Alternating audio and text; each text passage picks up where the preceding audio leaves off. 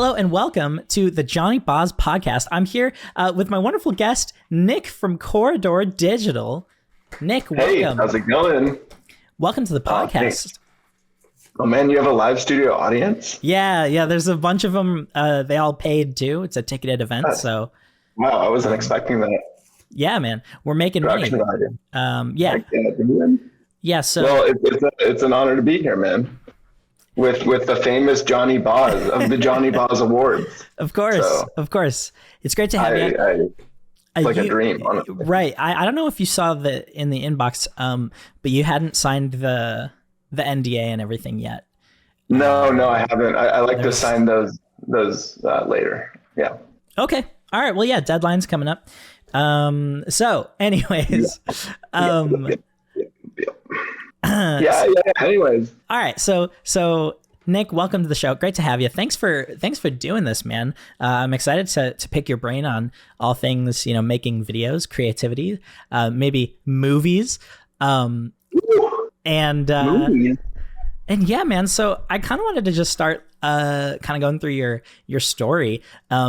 So the first time I kind of heard about you was the OG vlogs, the Corridor vlogs in 2016, when you and Carmichael started kind of becoming characters that were on the channel, as well as kind of turning everybody in the studio into a character, which was awesome. And I can't wait to get into that. But then I remember the first time I ever saw you on the channel was you had helped them shoot the Minecraft video, the last minecart, I believe. And So, yeah, I remember seeing you there without a beard, but, holding a 7D and a shoulder rig. So let's start with that. How did that kind of come to be? Well, I mean, that was 2010, maybe 2011, late 2010. And I was at film school in Ventura, and I'd met Sam and Nico through Brett, I believe, and then through him, Clint, and, would visit Hunter Street where we work now, but they were all living there. Actually, where Brandon works now. Stress Level Zero has the kind of the old Freddie Wong offices, and Brett was staying in the back rooms there. And yeah, I mean, I kind of met Sam and Nico a couple times just casually through that. And then they'd started making, Modern Warfare, and they dropped that, I think, a month prior to Nico posting a Facebook post saying, hey, anyone have a camera we can use? And I just bought a 7D that was used. So I was all stoked on my first DSLR. So yeah, I was yeah, I do. So that was the first thing I ever shot with those guys. And yeah, it was a very successful video, you could say. It went super viral. Yeah. And then, I was at film school. I think my first or second year of film school at that point, out of 3. And so, I was kind of busy with that, about an hour north of here in Ventura, north of LA, that is. Mm-hmm. And so I helped them with a couple other videos over those years. And then once film school ended, and after Corridor had started actually picking up steam as a real production company making videos for a couple of years now, I started coming in to help again more. And that turned into more part-time work, then contract work, and then the vlogs. And then that became full-time, and then it kept evolving. It's just kind of evolved naturally since 2011. So it's been pretty cool. That's awesome, man. That's super cool. So I'm curious, when you started kind of working with them, you were in film school. Had that been something that you had kind of always wanted to get into? Did you love movies as a kid? How'd you kind of find that interest? Sure. Yeah. I mean, no, since I can really remember, I think I've wanted to make movies. I was really fortunate to have a father and a mother that were both artists. But specifically, my dad was in the film industry, as you probably know from watching Corridor, because we've talked about it a couple times with the mummy memes and stuff. So yeah, he was working at ILM as a art director and a concept illustrator. for many years, most of my childhood. So I kind of grew up in that world, being able to, visit him and see all this cool stuff. Like he's drawing ships and mummies and, knights and stuff for a living. I'm like, whoa, this is cool.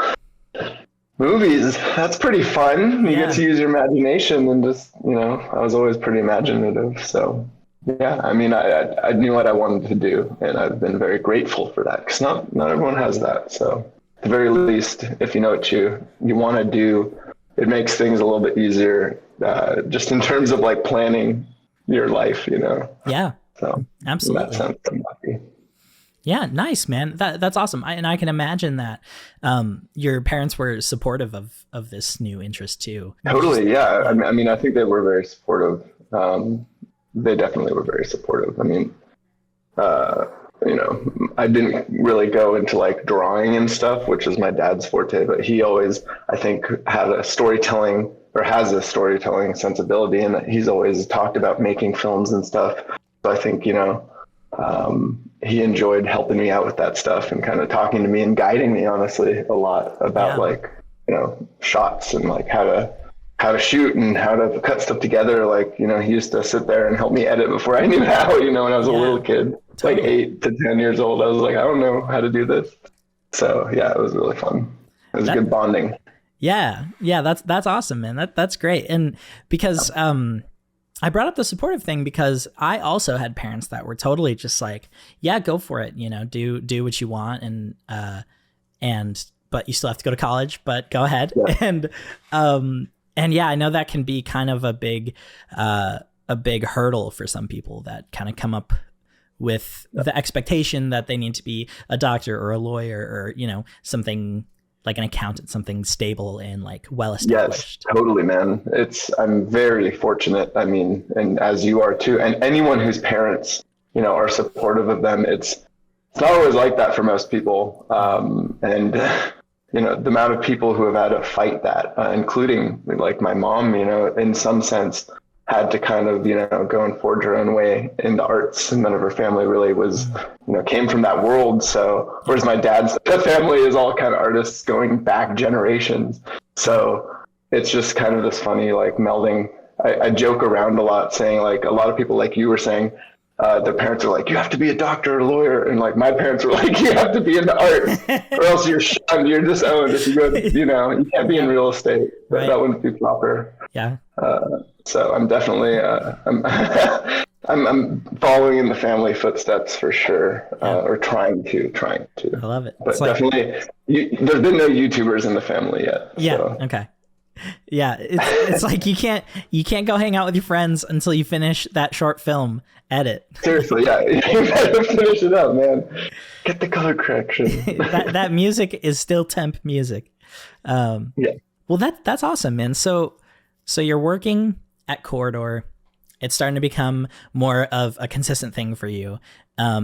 Was there like an initial pitch or meeting for once you guys started doing those vlogs in 2016? I guess so. I probably wasn't there for it though. So it was, 2015-ish, I think. So I've been out of school for like a year and a half. Freelancing, doing, shooting stuff and editing stuff for a while, and it was up and down. And then I get a call from Nico, and he's like, hey, we need an editor for the Snapchat series. Oh, okay. And I was like, sure, I'll do that. And dude, it was like AT&T money, like actual, like real money. I wasn't having to haggle for a rate. The rate was like, oh, whoa, that's real money for the first time in my life. It was like, I'm being paid a fair wage. So that job lasted, a number of months, probably like half a year.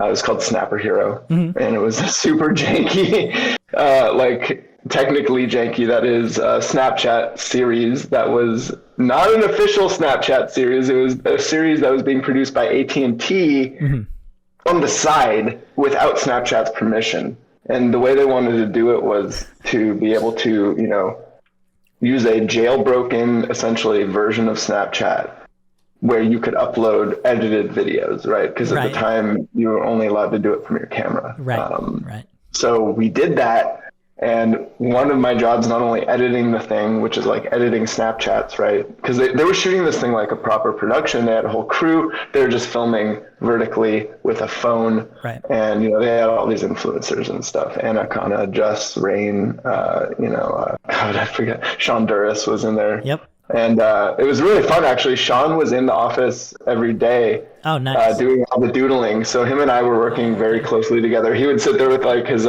stylus and do the doodles right into Premiere. Yeah. And we'd overlay that stuff on top. So that was pretty fun. But that's awesome. That was my first like more full-time job that allowed me to move down to LA. Because after a couple months, dude, of driving to Ventura. Yeah.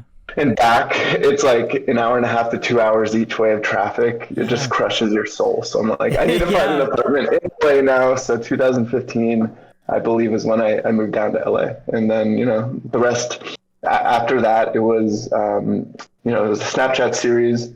It was, we did The Division. Mm-hmm. I was brought on to help edit and kind of fix some jank in, I guess, a previous version of The Division. And there were some reshoots that we had to do. So we shot some pickup shots in the studio and then edited that. So it was kind of a little creative endeavor to kind of patch up that project, which turned out really freaking sweet. I mean, by no addition of my own. I mean, it was cool before, but I think we were able to put a nice bow on it. And so that was my second kind of like contracting job with Corridor. That was pretty much full time. And, in between all that, I was doing costume work and all this stuff, making stuff. And that's what you see in the vlogs a lot is in 2015, 16, Carmichael was there and he'd started, making these little vlogs. And I'd been brought on to make these behind the scenes videos adjacent to that. Okay. Because every time a Corridor video came out, like the Where's Waldo thing or whatever was going on at that time, Wizards, the fireworks one, I think. Yeah. We were doing a lot of 360 stuff then. Mm-hmm. I was making these behind the scenes videos, and there was a certain point where Nico was just like, let's not do behind the scenes videos anymore. Let's just do these vlogs. Mm-hmm. And Carmichael was really stoked about that too, because vlogs were just popping off at the time. Yeah. So it was really Carmichael's, inspiration, I think, that led to the vlogs being how they were, at least in that first year, where they're very raw and like just fast and gritty. Yeah. And we still, to this day, like kind of look at that like as a shining example of how you don't need high production value to make something that's really entertaining and like really interesting and compelling. Totally. So it's kind of coming full circle actually with Quarter Crew back to that, but we can get to that later. But yeah, man. So that was, at a certain point though, the every other day thing, obviously you get style creep, right? And that happens to every YouTuber ever, every filmmaker. Hopefully you're getting better and better, right, as you make. So we started doing more elaborate vlogs and blah, blah, blah. And then in 2017, I started editing them with him and shooting them. So we'd each switch off, it was every other day. So we had like 4 days to make a video. Yeah. And then I got really into chill hop music and then introduced that to the vlog. And that kind of became like the soundtrack of those years from like 2017 to like 21 was kind of like a more highly edited, like we kind of kept going up and up in our production value and really editing and doing A/B stories and then stopping the A/B stories and going into just A stories that were very central and focused. Mm-hmm. And then, this show React popped off and that kind of changed everything again. So that was another metamorphosis of Corridor Crew. So a quick note about Snapper Hero. Turns out that was actually our first collab because I was in there as, I was credited as Troll Kid.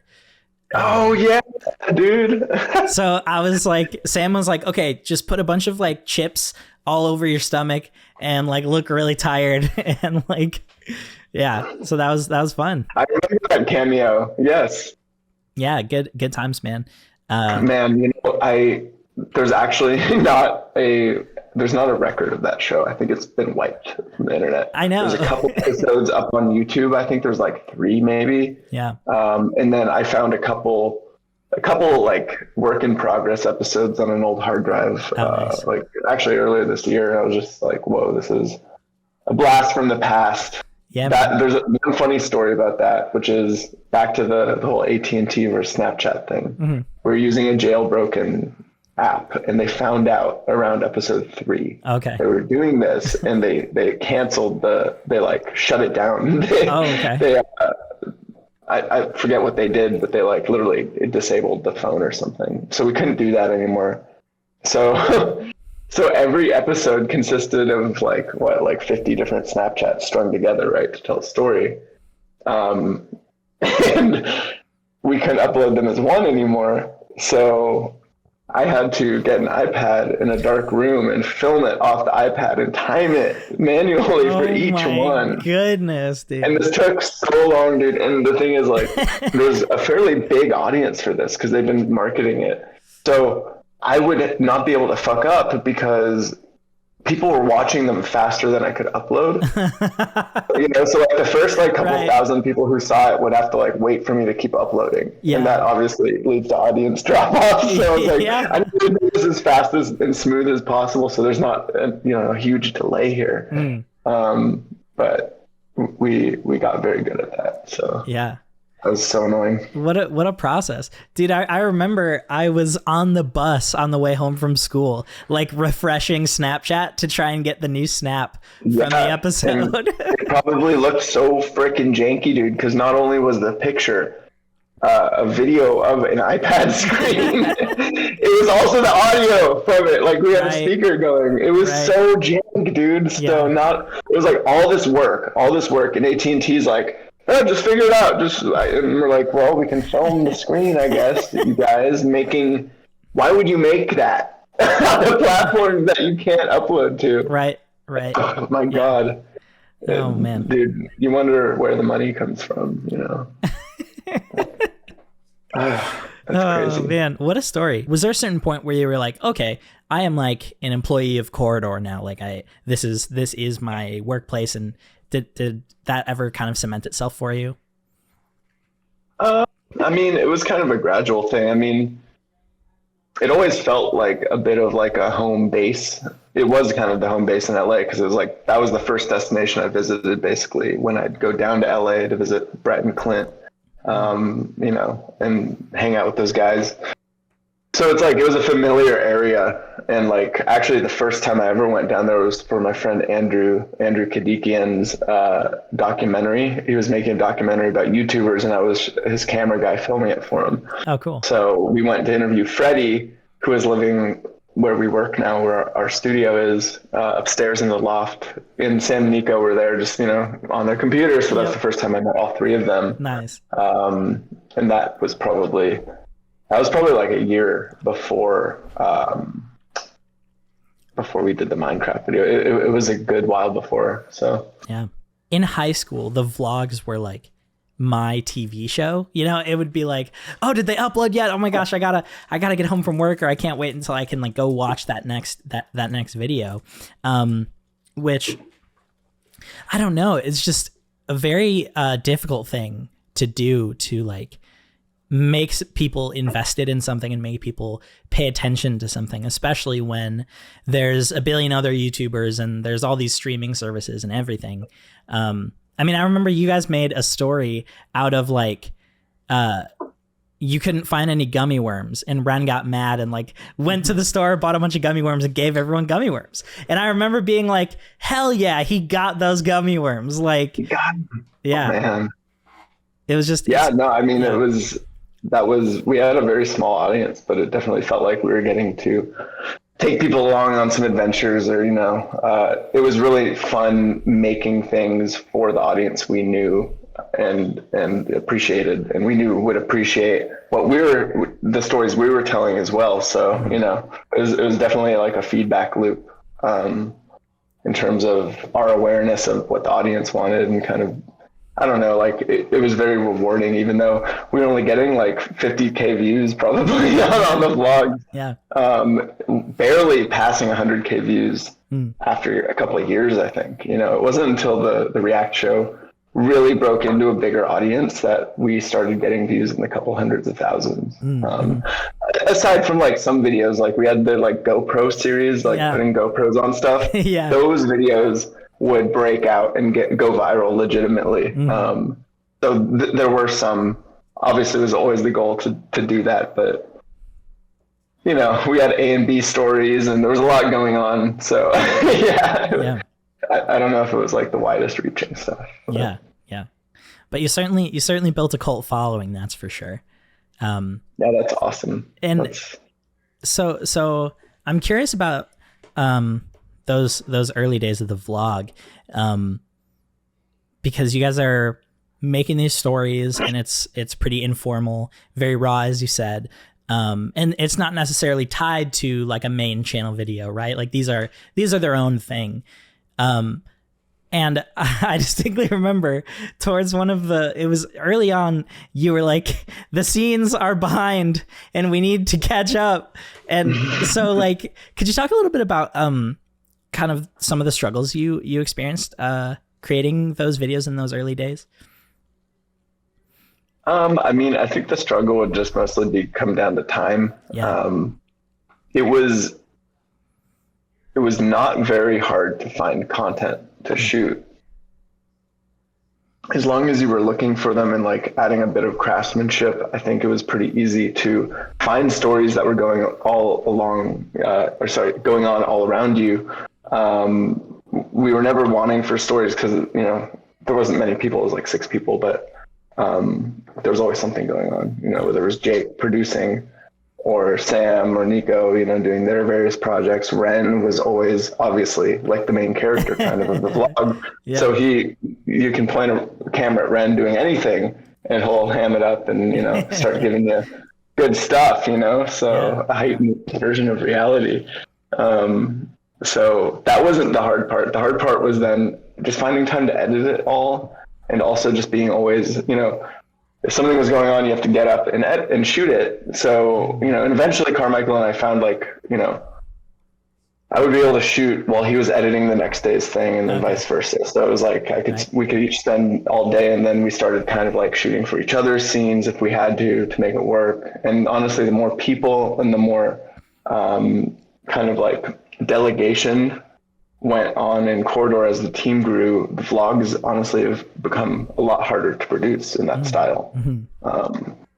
So yeah, it's really weird. Like that period of the first like 3 or 4 years of vlogs were like, the team was just big enough and the studio was all in one place, so it was very easy to kind of document and be aware of what was going on. Whereas now with Corridor, to make a vlog like that, it's not the way the company is structured and the way that teams work. There's no room for that really anymore, because it's, as anything, as you get more people, you can't just be loosey-goosey about it, Right. So it breaks down. So it's just been an interest, and nothing changed like that. It was a very gradual change, and change needs to happen. And that's why I think Corridor survived, is because we've always adapted with whatever the natural adaptation is at the time. Yeah. And we're doing that still. Like the last, last week, honestly, we just spent strategizing about what are we going to change and what are we going to, do next year that's different. So yeah, the hardest part about the vlogs was the time, and, just making sure you didn't put too much effort into something and it puts you behind, because we wanted to be upholdent of our promise of every other day to people, so but it was a fun challenge. There were some late nights though, there were some sweaty nights where it was like, oh man, I gotta take a shower. I've been here for a couple of days now. I remember Alicia came in one time to pick up Carmichael, and like I'd been there for like probably a day and a half, just like editing some big video, like a GoPro video, I think, and like I swear she could physically smell me. Like, like if you can smell yourself, bro, it's bad. Yeah, so, right. I know it's probably TMI, but it was getting sweaty in there for sure. Yeah.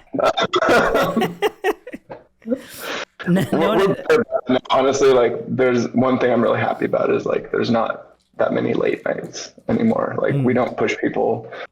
We've been able to alleviate that pressure on people, which is like so good for the work-life balance, because, it was really weighing on both of us, especially Carmichael. Yeah. how's it going? It's me, Johnyboz, the host of the Johnyboz podcast. I hope you're enjoying this week's episode. It was definitely a ton of fun to make. And if you are enjoying it, I would really appreciate it if you could leave a review for the show either on Apple Podcasts or Spotify. I like 5 stars. I like 10 out of 10. I like certified fresh. I like 100%. I kind of crave validation. It's kind of like a drug to me. And if you give that to me, I'll be riding high just a little bit longer. A lot of people have already given this show a bunch of positive reviews, which is cool because I've only released 1 episode before this one. So, wow. I'm on fire. Here, let's take a look at this review from Stephanie in Florida. Hey, Steph. Stephanie says, thank you so much for this podcast. It's so important to me. It's more important to me than my husband. I actually divorced him because I realized I didn't love him as much as I love this podcast. Please upload more episodes. I'm dying over here. Wow, Steph, thank you so much. That's so kind. And at the same time, I just deserve it. Like it just kind of makes sense because I am that good and the show is that good. So yeah, be like Steph, leave me a review and, I'll feel great about it. I love what you were saying about kind of how Corridor's adapted through the years. There's almost like different eras of Corridor and Corridor Crew. And that I feel like you said, it is totally what I see as kind of the key to your guys' longevity, because there's a lot of channels that will keep doing their same thing, and there's a peak and then there's a fall, and it's interesting to kind of see YouTube change over time, and see what people watch or gravitate to change over time. How did like that whole React series start? It was just like a one-off kind of when you first made it, right? Yeah, well, it wasn't meant to be a real series. I mean, it was like that kind of came with the idea. It's like, obviously React is a very repeatable format. So if you call anything React, it's going to be repeatable, hopefully. Yeah. But what I had no idea about was how popular that was going to be and how many people really want to know about VFX, and the magic behind it. So it was kind of a happy accident. We were thinking about moving, like seriously considering moving out of LA Corridor. Oh, wow. So that year, I think it was like 2018, 17 or 18, we'd been doing some company trips, and, Jake, Sam, and Nico had made us all offers about like, yo, we are going to move the company to one of 3 cities, the Twin Cities, Austin, Texas, or Portland, Oregon. Yeah. And obviously Sam, Nico, and Jake are from the Twin Cities. But, none of us liked that idea. It was very far away from the West Coast, very cold. Yeah. So it kind of came down to Oregon or Austin. And then eventually it was down to Austin. Yeah. And, I was ready to move. I think it would have been a fun chapter, but we'd done a Portland trip. We went up there, checked it out. It was cool. Very nice place, I guess. We did an Austin trip. It was very cool as well. Very rainy. Yeah. Beautiful. And during that trip, we had to get content because we were all going, right? Because it was a company trip. It was an exploratory venture. So everyone needed to be there to be able to take in the city. So one of the videos, was like, man, we should bank a video that we can put out. And it's like, well, we could react to the Sonic trailer and tell people why it's bad, because that had just gone viral. Yeah. It was really gross. And there was a video we did earlier that year, I think, like why muzzle flashes are wrong in movies or something, I believe. And that was essentially Nico and I think Sam sitting down and just pointing at a computer screen and saying, look, this is wrong, that's wrong, that's wrong. That video got like 1 million views, like way crazy out of our normal viewership range and into a new audience. And it was awesome. So looking at that, it was like, wait a second, Sonic's bad. And these guys talk about bad effects. Whoa, no, yeah, maybe there's something here. So, and then, Carmichael is a very creatively passionate and excited person, energetic, I would say. Like, I'm more like chill, and like I'll do something, like I'll follow through with it, but I'm like very like low key about it. He got really into this thing and was like, we should like get a couch, and like we started thinking about the set and stuff, and we were gonna do it in the Minecraft hallway for a while with like that behind him. And then Carmichael's like, no, let's actually get him in the studio. And we kind of like cleared everything out of the studio and would film there on that small green couch. And yeah, that's how it started. It was really janky. At first we used like a shotgun mic and it sounds like trash. And there's like no illustration, no B-roll, but people just loved that video. And, you know, 2 weeks later, Nico's like, guys, we got to do more of this because, you know, that's how Nico is. And he was right. It's like, you got to be able to listen to the signs, you know, when you're in something like YouTube, that is a very almost randomized like venture. Like there are patterns, there are strategies you can employ, but a lot of times it comes down to just this perfect mix of quality content, a unique perspective, and the algorithm blessing you. So, yeah, totally. And all that stuff had come together, and you know, we were right to keep doing it, I think, because it allowed us to grow into this new version of Corridor, I think better version of Corridor, or at least the one that it just naturally has to grow into. Yeah. Yeah. Totally. That's awesome. I remember just being floored. I was like, wait a minute, these are getting 1 million views every week. Like, that's crazy. The series totally took off. It was so cool to watch from the outside as well, because it's just fun. Like, it's just fun to see people in their field talking about their expertise. Like, I feel like that's always really captivating. And totally. It's one of the most powerful formats on YouTube for anyone. Yeah. Yeah, I was just talking to my friend and I was like, you know, I really just love conversations. Like, I just love talking to people. And that is like, you guys definitely capture a little bit of that in that series. It's just talking about the creative process, about visual effects, about the struggles of time crunches and everything. And yeah, it's just like a very human thing to just share information, you know, at its core, I suppose. Totally, man. It's very rewarding to make that show. And like for 4 years to know that we've been able to make so much content. It's like you could sit down and basically get a very basic level education in not only visual effects, but kind of filmmaking and like storytelling, I think, you know, and hopefully feel like you're just hanging out with your friends while you do it. So yeah, that's super rewarding for me. Even, you know, I never imagined I'd be doing YouTube and doing kind of edutainment content, honestly. Yeah. But, you know, even though it's not like a feature film, it's like just as many people are seeing it and they're learning more from it and taking something valuable and probably inspiration, which is crazy. So yeah, that's something I'm so grateful for. Like, it's really cool and it's awesome. We can still do it, you know? Yeah. So yeah. Absolutely. And there's so much to talk about. It's like, oh my God, there's so many awesome movies we haven't even touched on yet. Right. Yeah. Yeah. I mean, as long as people keep watching, we'll keep nerding out about it. Absolutely. So what is like your main role with that series? Are you the editor? Do you shoot them, etc.? So my official title at Corridor is showrunner of the Corridor Crew channel. Okay. Now what that really means is kind of producer, kind of director, kind of shooter, and kind of editor. Okay. It's a very like collaborative environment that we've built, luckily. But you know, my day to day with the React show, there's like a horn outside. Dude, this is so LA. There's an ice cream man that comes by like 5 p.m. every night once it's dark. Oh yeah, okay. It's like, dude, no one wants ice cream in winter once it's dark. Come on. Yeah. Not the time. But it's more power to him. Good for him. He's on that grind.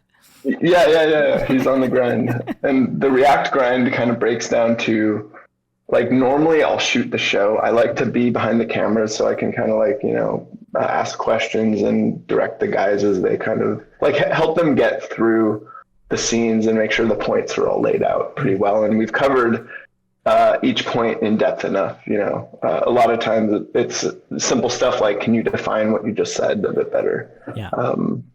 But it's really rewarding to shoot that, and then I give the footage over to Chase, and Chase is an amazing editor. He kind of like he is the lead editor on that show. And we have a team of like 2 to 3 other editors who help him on the React show, getting cut downs of the footage, because it's hours of footage. And the biggest challenge with a React edit is honestly like turning all that reaction, all that kind of just like word vomit that the guys, give you, as thought out as it is, there's a lot of repetition. There's sometimes things that need to be moved around, obviously chopped out, shortened. It drags a lot. They go on tangents, like weird tangents all the time. Sometimes they're good, sometimes they're bad. So it's a lot of brain power as an editor, just knowing how to pace that out before you even get to illustrating it. And Chase has gotten really, really good at being able to arrange that, curate what's being talked about. And, so he'll generally, with the editor who's on that episode, if it's not his episode, because we have, 3 to 4 being worked on at any given time, he'll, once him or the editor are at a fine cut, we call it a fine cut stage, which is everything's been compressed. The ums, ahs, so's, buts are all cut out. The repetition's cut out. It is, you could close your eyes and it would sound like, pretty thought out, and it would flow well. That's a fine cut.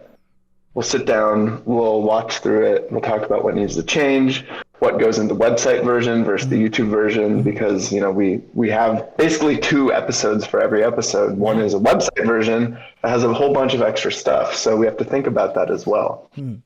So it's a lot of editing, and then the last 2 to 3 days of the edit, in a week-long edit, are illustrating it. And that's the thing that has really been, when I say style creep, it's like we've really had a style creep in the quality of our illustrations. The B-roll that Chase and the editors put over is pretty high quality stuff for the amount of content they're making every week. So we try to keep that standard, and Chase is killing it. So, and all the editors are. Yeah. I was going to say, the production quality of that show also definitely increased over time.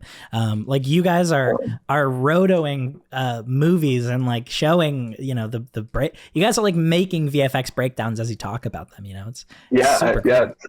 That got very easy, or a little bit easier at least, to do once we started using Resolve, because Fusion's right there, and you can do all that stuff. You can make like 3D or 2D, but they look 3D, right? Cards and stuff, and do all that stuff. So Chase has been really employing that, and Dean as well, and Seth, who was editing with us, and now we have a couple new guys who are learning the ropes. And every episode, it's like you can see an editor grasp it a little bit better. And I remember when I was like getting better at editing corridor videos, like BTS videos, every time I'd get notes from Nico,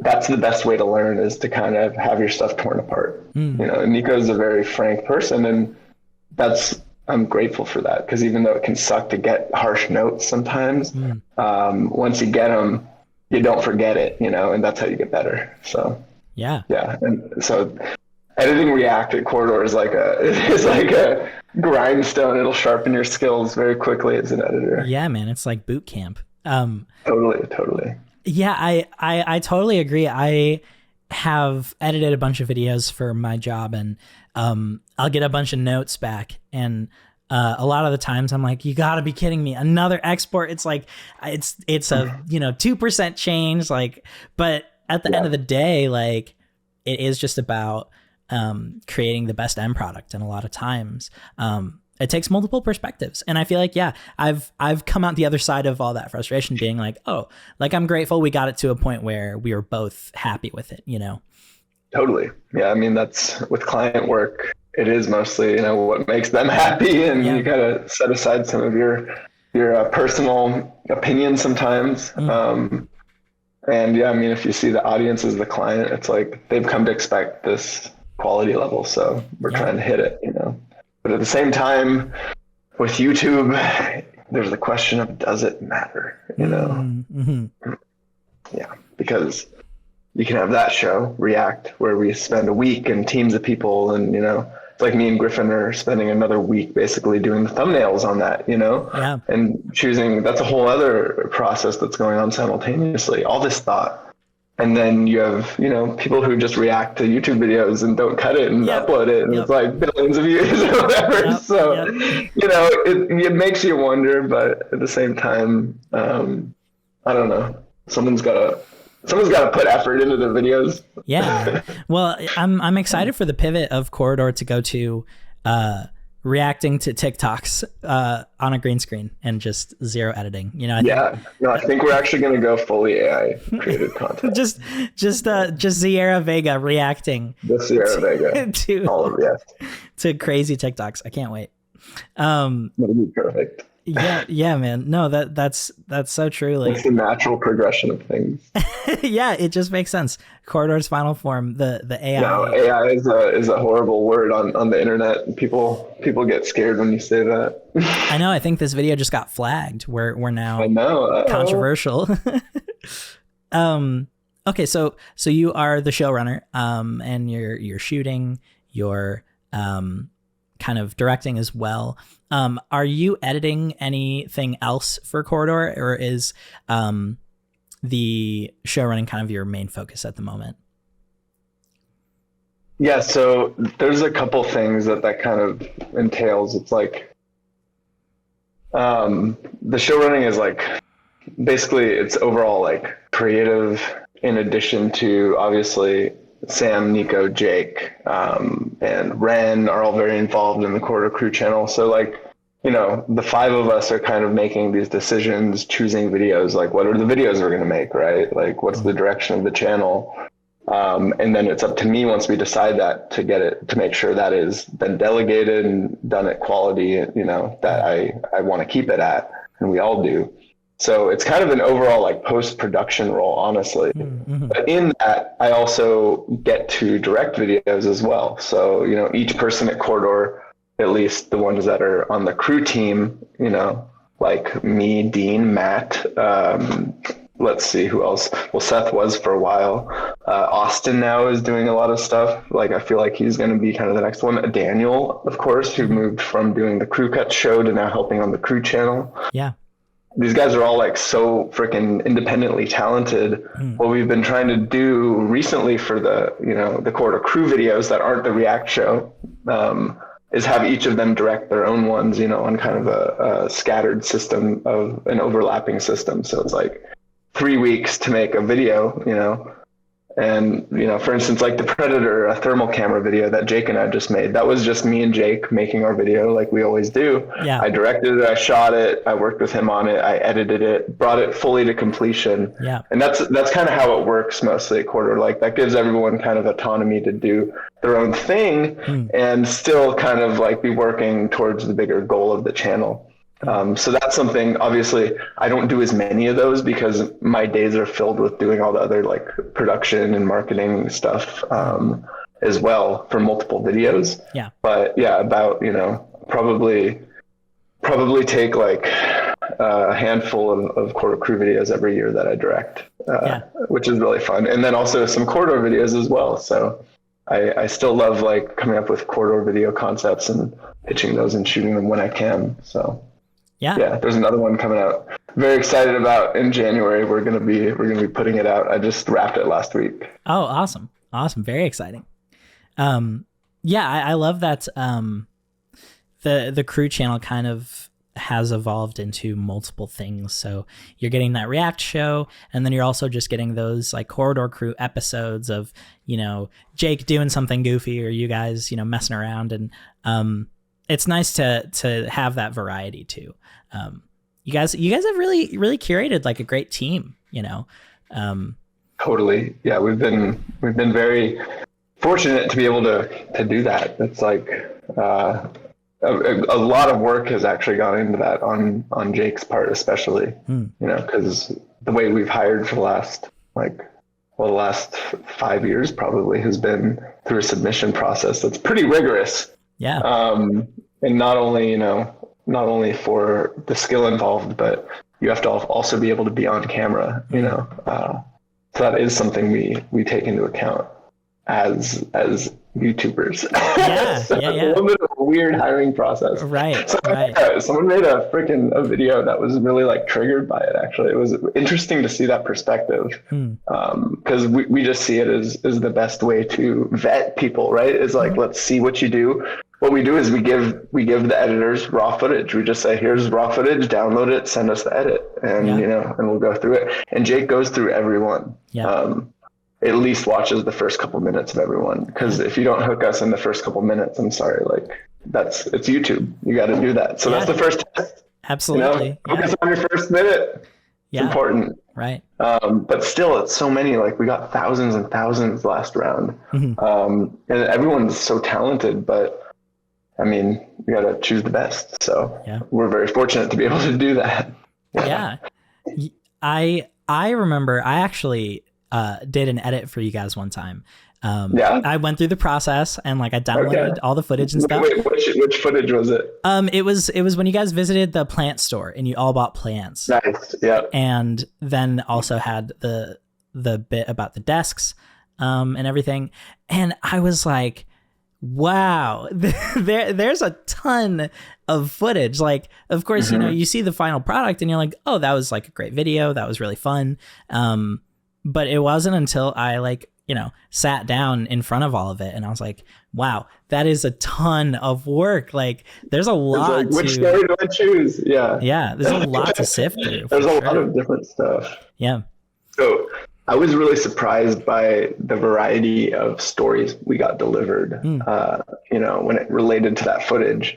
Because there was different, it's so cool seeing each editor pull out something different from it, you know, because it's kind of just a blank slate. There's all these different characters, and it's like you can focus in really hard on making jokes about one storyline and cut another. So it's really interesting. You know, it was cool watching through the submissions, like the 50 or so that Jake sent out to the whole team, and just seeing everyone's crazy different styles. It really shows you how important editing is. In content making. Yeah. And that is why we put so much effort into finding editors. It's so important to be able to do that and to be able to see a vision through to completion. Yeah, so. Absolutely. Are you like giving notes on edits in your current position? Yeah, definitely. I mean, I try to watch all the edits that we you know, put out, and anything that goes out on the Quarter Crew channel has been through a couple of note sessions with me, Chase, and the editor / director who's working on the video. So there's generally, you know, unless it's like a crazy crunchy time of year and no one has time to watch anything, then it's part of the job, man. I mean, we all try to watch each other's stuff and we're always looking over each other's shoulders and joking and giving notes and stuff. So that's a good part about working in the studio there with everyone when I do. So it's a good environment, man. Collaborative. I remember I made when I was still in college during COVID, I made like a TV show, but it was over Zoom, and it was like 5 episodes of literally just Zoom calls. It definitely reminded me, like, nothing beats being in the same space as another person and getting to work together on things creatively. Yeah, no, it adds a lot, and that's kind of I think a secret recipe / one of the things I'm most grateful for about working at Core is that we get to kind of have this hub where it's like a bunch of creative people can be there and just kind of I hate the word incubator. I hate it. It's so fucking blah, blah. But it's kind of one, you know? It kind of is like there's, you know, and again, like people are always doing their own stuff too, which is really cool. Like, you know, Wes will pop in, get some props and help, you know, and we'll help him out with some shooting and he'll do the same with us. And, you know, I was able to produce my feature and kind of use the gear, and like, they were very supportive of that and, you know, going in and out for years. I mean, so it is kind of a hub. And yeah, I mean, that's just another thing I'm so grateful for, being able to find that. It's like, I never thought I'd be able to do that with a group of people, that wasn't like working on a film set. Yeah. So yeah, it's cool how it kind of developed. Absolutely. I hope we can keep it that way. And I hope, we can keep changing and be able to stay alive on YouTube and not have to like scatter to the winds and make TikToks. Right. We'll see. I think we might have to. But. Yeah. Well, we'll see. But, speaking of working on other things, like you had just said, you made a freaking movie, man. I did, man. Yeah, that was a long time. Yeah. In my life. No, it was awesome. So it's called The Girl in the Backseat. It is out. It's on Amazon Prime, right? It's on Amazon Prime. You can rent it there, or it's on Tubi for free in the US. There you go. It was supposed to be in Canada, I believe, on Amazon and maybe in Tubi, but that's been delayed. So soon it'll be in Canada. It is also in England too, so you can rent it there. There you go. And then it's in some other territories. We're still trying to sell it internationally. Yeah. So, but yeah, if you're in the US, check it out for sure. Check it out, folks. Okay, yeah. So what was how did that come to be? I'm sure it was a long-term project for you. Yeah, it was during COVID.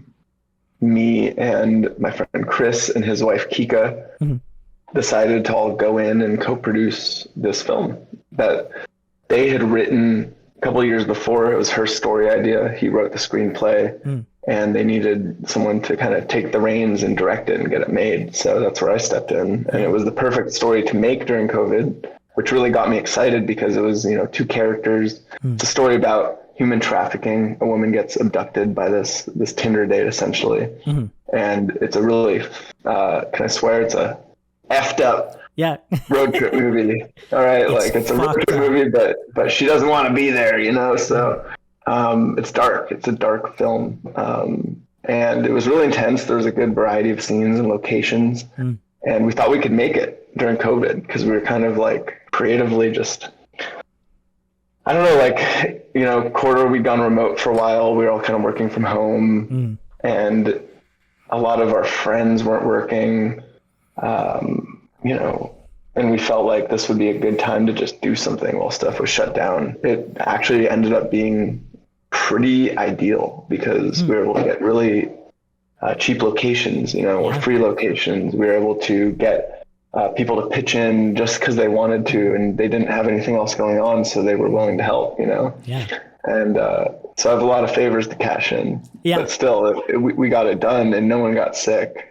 And we did it right. We did it with, masks and the tests and the officer there, the safety officer for COVID and all the hoops we jumped through. And it was like a miracle that we were able to not have anyone get sick on set. Yeah. And not have to shut down. It was really cool, but that was, 3 years ago now.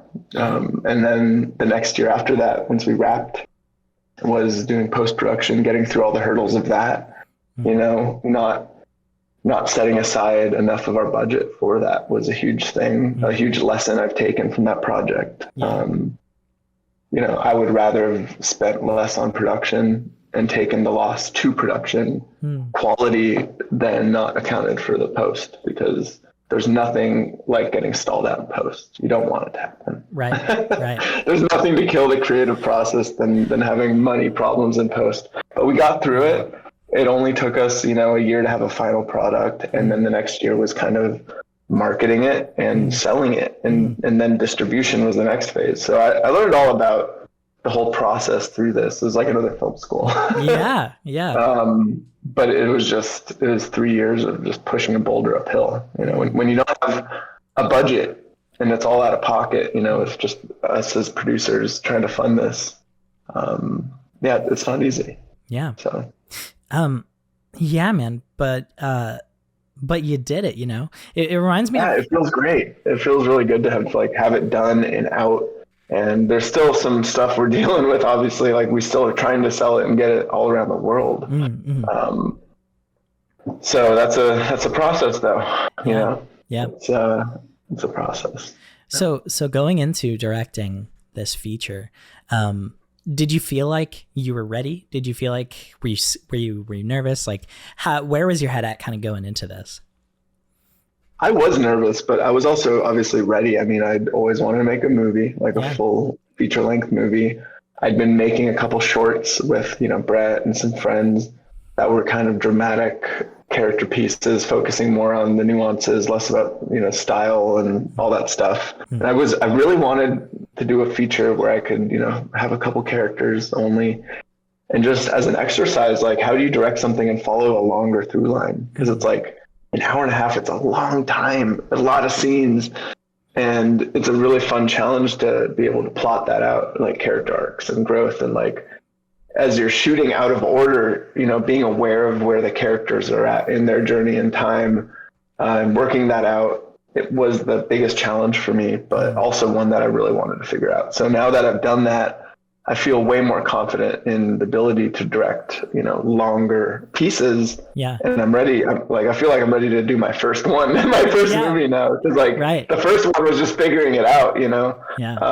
But now that kind of apprehension is gone and it feels good. But now there's just the urge to want to make another one. And not have it be out of my own pocket. Right, so right. That's the hard one. The second one's the hardest. That's the big hurdle, yeah. But no, it feels good to have it done. And to your question about being nervous, I was totally nervous. I think it's normal too. Like, and if you're not nervous, something's wrong. Yeah. Honestly, like people who aren't nervous, that's like kind of I feel like that's a sociopathic tendency. I mean, maybe I'm projecting, but I don't know, man. Like I was so nervous, but once I got on set, and I saw the crew and like how they were working together, people I'd mostly never met, I felt totally at ease because I'm like, whoa, I can delegate? Yeah. This is amazing. Like coming from YouTube and like indie stuff, it's like you're doing everything, you're writing and shooting and editing it yourself. And on set, Brett would be recording sound and then he'd shoot and I'd record sound or whatever. Like it's just janky, and like having someone who has just one job and every job has a person on it and everyone's just that well-oiled machine. All my fear by the end of the day was gone. And I was like, okay, we can just have fun with this now. Like, I can just focus only on directing these actors. That was so nice, man. Like, even though I love shooting and I love cinematography, once I let go of that, it was so freeing as a director. It was like the first time I'd really been able to direct, dude. Like, because it was the first time I'd only been able to, or that I had the luxury of being able to only focus on directing, if that makes sense. Right. So. Yeah. Congrats, man. It's such an achievement, Thanks, Yeah. Did you end up going the David Fincher route and doing 300 takes per shot? Or Oh heck no, dude. We didn't have the luxury of that. We had to go so fast. It was like 3 takes maybe. There's some scenes, like some of the most emotional scenes in the film were some of our most rushed, just because it always works out like that, right? Yep. So there's some scenes that I wish I'd had a couple more takes on, because it's like you could feel that we're almost getting there, but we didn't have the time. And that is the biggest hurdle. That's the biggest difference between indie filmmaking and big budget filmmaking, is they have the time. They have the time not only on set but before to plan and to have people getting every detail right, so that you maximize the efficiency once you're there with everyone. And we didn't have any of that. It's like the first part of the day is you figure it out, like where do the lights go? Because you've just gone on set because you have it for one day only, and you got to block it out right there, gritty. So but that's also the adrenaline rush, right? Like you get there and then it's a blur and then you leave. Honestly, and then you do that for like 20 days, and then you sit down with a hard drive of footage and you're like, right, what do we got here? Just hoping that you captured what you wanted to. I've written a few feature films, but I've never I've never produced anything. So I'm curious, like, do you have any kind of key takeaways now that you've kind of gone through the entire process and seen it through? If the script isn't as strong as it possibly can be, you don't want to put yourself in the position where you have to go and fix it later. Make sure the script is as solid as you can make it for what you're shooting. And there were some points in our script not that it wasn't good, it just wasn't written for the budget we had. So we had to make some changes, you know, and kind of adapt it. And, you know, we didn't have the luxury, because when we started to make this, it was like, we're shooting in like 3 months. So we had to be like lightning speed. Yeah. And it just started and it just went fast. So we didn't have time to really make those adaptations to the screenplay to get it to the level of the budget we had. So there were times on set where I'd be out going to Chris, who's acting, he was co-starring, but he's also the writer. And we'd have to talk about like, hey, how do we change this dialogue or this to like either take out this aspect that we cut from this like script here, or how do we change it to like maybe set us up for something that's going to be cheaper to pull off? Yeah. You know, like, and there were some things I added too as a director that also put our budget up. So it was like, that was partly my fault for increasing the budget, like the robbery scene. There's a robbery scene in a pharmacy that I added in, and that was like a pretty expensive day. Yeah. So, you know, you have to make concessions in other scenes. But overall, I mean, the reason we made the film was because we all thought the script was like the perfect low budget indie thing that still had a really like impactful message, and was producible on the budget we had. So yeah, I'd say, man, like focusing on writing like you're doing, that's probably one of the most like, I don't know, wise things you can do as a filmmaker. Yeah. It's something that I have always struggled with. So I respect it immensely. Yeah. I've come to the conclusion that I'm not a writer, man. Like I love storytelling. I'm a storyteller, but I'm not a screenplay writer. Right. If that makes sense. Yeah. Like I really struggle with the nitty gritty of the writing. Yeah. When it gets into more dialogue-y stuff. I love writing action. I love writing like characters and stories, but it's been also very freeing to just be like, I would rather just collaborate with someone who's a professional, you know, to do that part. Yeah. And let their talent just elevate the whole thing instead of just being like, oh, I'm an auteur, I can do it all myself. So, you know, yeah. And I only kind of accepted it after doing this movie and working with Chris's script on The Girl in the Backseat, where it was like, hey, I can have just as much fun directing something I didn't write, and that maybe I did a pass on, but still I like had a chance to put my fingers in the mix. But it was Chris's script that I was then taking and getting to elevate, hopefully. Yeah, so yeah. Hell yeah, that's awesome, man. And you know, it's cool to have seen kind of the evolution from you know, freelancing and then kind of doing like your indie thing. And then it's, you know, just you and Carmichael. And then suddenly you're working with a bigger team of people. And, you know, there's all these tasks delegated, and it's kind of like a well-oiled machine now.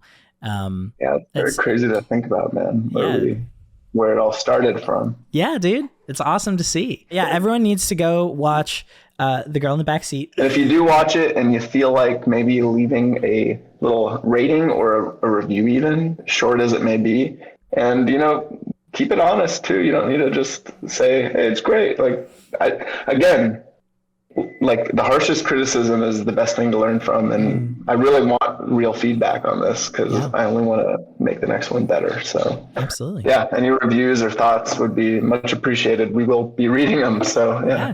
All right, yeah, check it out. And yeah, thanks again, Nick. This was really fun. It was great to chat with you, man. Dude, Johnny, thank you for having me, man. Yeah, let's do it again sometime. What a great conversation. Thanks again to Nick for coming on the podcast. It was a ton of fun to just chat with him about creativity and all things Corridor. I've been a huge fan of Corridor for a long time, so this was like an extra special episode for me. And thank you for checking out this episode. I've really been enjoying making this. And thank you for checking out this episode. I hope you enjoyed it. I hope you got something out of it. I've had a ton of fun making this podcast so far, and I'm really excited to just keep making it and keep chatting with more awesome creative people. So until next time, oh man, now I'm like doing an outro for the podcast, and I got to think of like a cool sign off. So, keep it alive, everybody.